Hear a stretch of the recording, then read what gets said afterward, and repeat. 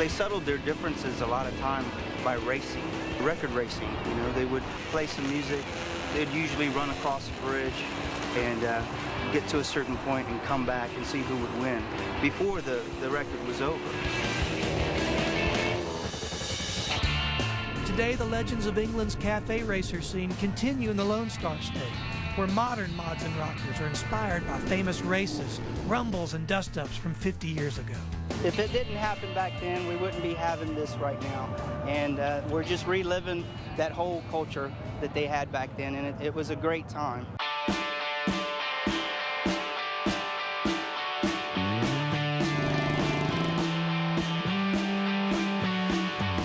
Mods vs. Rockers Dallas is now 4 years old, but Texas, with its bigger is better bravado, seems like an unlikely place to find Vespas and Tritons.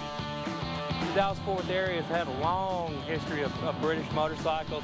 Lots of good dealers over the years supporting the bikes and the sport. We love the smoke, the oil they leak, the problems they give us, the feel of going 100 miles an hour on them, and just all the noise that it makes. I think the rocker culture's never really kind of gone away, but I was surprised to see that there was like a British-looking rocker culture here, and I really only discovered that about 5 years ago.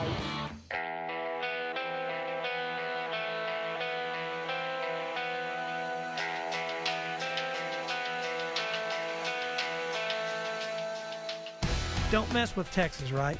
Well, the mods and rockers of mid-60s England may have created headlines and produced legends, but today's version is slightly less dangerous. Yeah, there's no big punch-ups. You know, it's all about having a good time.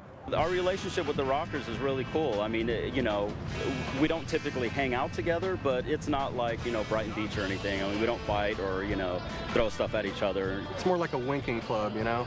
I like riding with the rockers. I do. Like, I like keeping up with them and riding with them. You can see a motorcycle pretty much anywhere, any corner of the street, and nobody cares. But you see a Vespa, and I get nothing but smiles and people pointing and waving and honking and stuff like that, and I love that. I love getting that reaction. Motorcycles are cooler than scooters, and that's the end of it.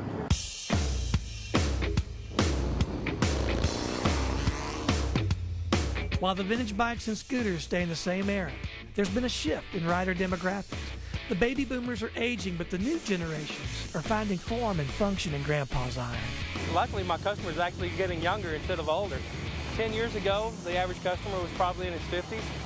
We're getting real lucky because a lot of the young guys are getting away from the newer modern bikes, and they've got a whole new rocker scene going. Like, a lot of us actually ride 360 days out of the year. A lot of us do the majority of our own work. It's really cool that the cafe scene is a scene where you might see somebody 75 years old with the first bike they ever bought, and they're still riding that thing. And then you've got kids like me running around who just happen to love it. So we get taken in, take us under their wing a little bit, work with us, we can learn a few things, and comes out making events like this.